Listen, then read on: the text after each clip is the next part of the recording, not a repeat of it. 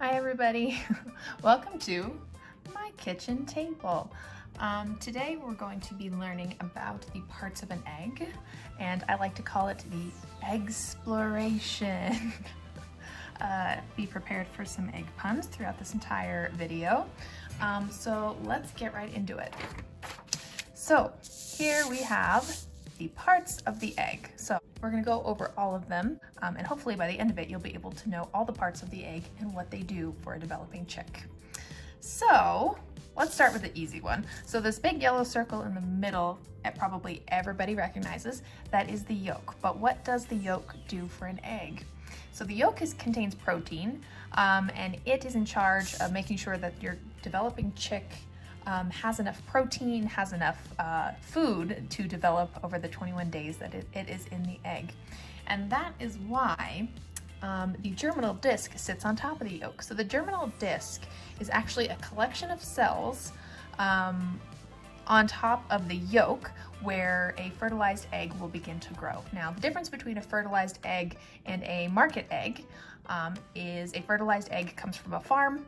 It's when a rooster and a hen get together and then you end up with a fertilized egg. A market egg, which is what I have here, comes from the store. As much as you want something to hatch out of it, nothing will.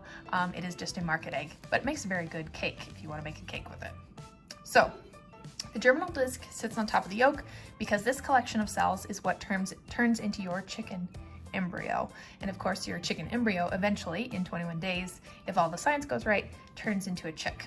So the germinal disc sits on top of the yolk. Now, this stuff around the outside of it, all the gooey, snotty looking stuff, that is called the albumin. So that's down here. The albumin, or the egg white, is mostly water. It also contains some vitamins and minerals for a growing chick, and it also provides a cushion for your growing embryo, which is sitting on top of your yolk. So all of this, the white stuff on the inside, is called the egg white or the albumin. Now, let's talk about this stuff. It kind of looks like ropes in this picture, but it's actually called the chalaza. Now, the chalaza is called the seat belt of the egg, and that's because it attaches the yolk to both ends of the egg. So while mama hen is sitting on her nest and turning her egg, the yolk or the germinal disc doesn't get scrambled. What's attached to the chalaza is this membrane on the outside, and that membrane is called the vitelline membrane. And there's actually two types of membrane that we're going to talk about, but we'll talk about this one first. The vitelline membrane is the stuff on the outside of the yolk that holds the yolk together. So if you've ever scrambled an egg, when you scramble an egg, you break the vitelline membrane, and then all of the stuff oozes out. All the yolk oozes out. So that's the vitelline membrane. The other membrane is on the inside of the shell, and it runs all the way through the inside of the shell, and that is what holds the eggshell together if there's a crack. Egg that is cracked, but the membrane is intact, can still hatch, so that's why it's really important to have that membrane. Now, the very outside of the egg, of course, is pretty easy. Everybody knows what that is. That's the hard stuff. That is the eggshell, right?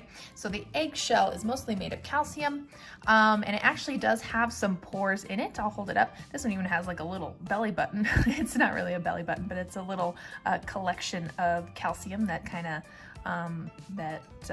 just harden right there. So you can kind of see the pores, and there's actually tiny little pores where water and air can get through, but they're so tiny that nothing leaks out. So that is the eggshell.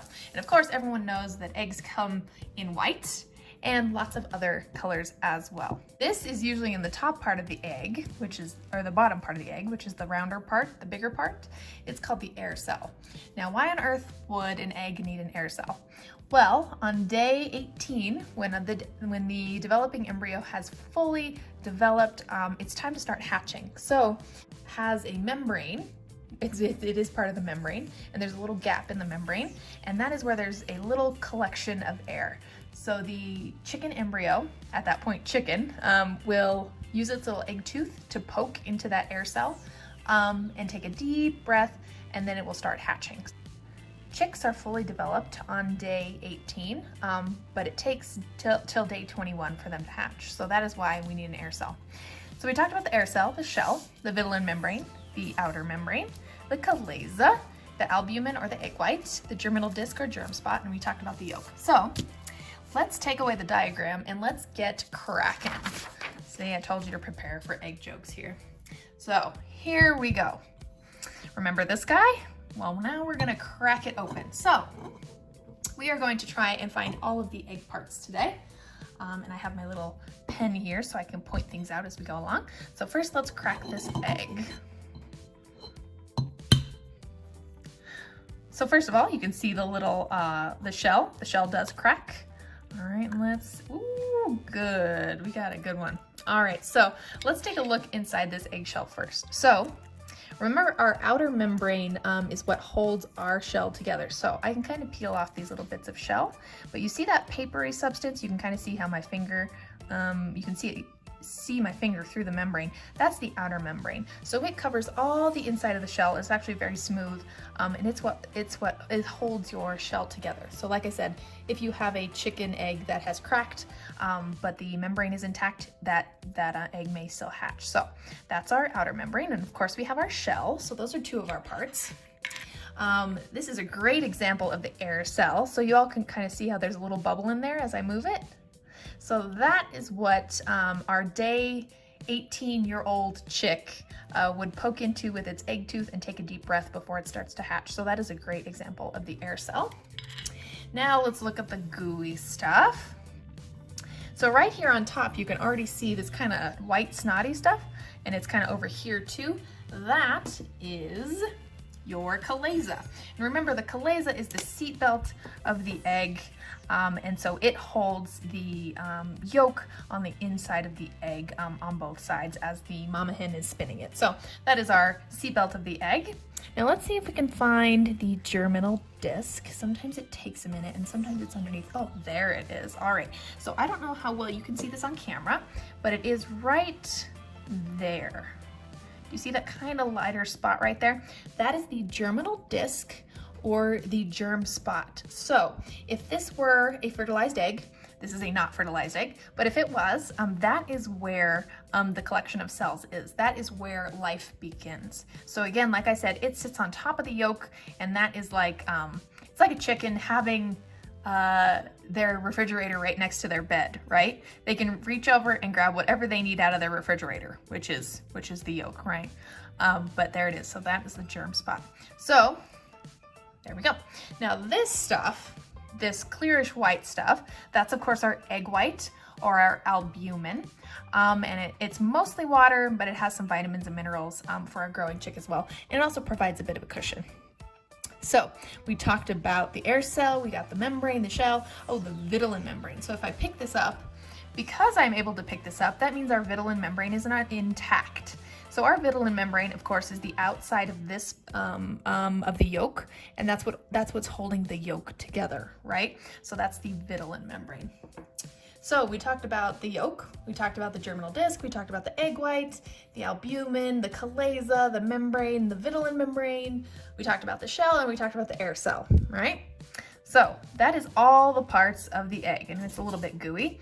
And last thing I'm going to do is actually break the vitelline membrane, so I can show you that membrane is very important to keep everything inside. So it is pretty sturdy. If you've ever baked before and you only needed egg whites or you only needed yolks, you've probably separated egg white from egg yolk. So that's what this looks like. So it actually is pretty sturdy, but if I give it a little squeeze, let's see what we can do. See, it is pretty sturdy. There it goes. All right, so that is your vitelline membrane, and let's see if I can just pick it up. Yep, so that is your vitelline membrane. You can actually see it's kind of hanging there next to the chalaza. All right, well, this was fun and messy. I hope you learned something in our Eggsploration of the egg. And until next time, enjoy your eggs.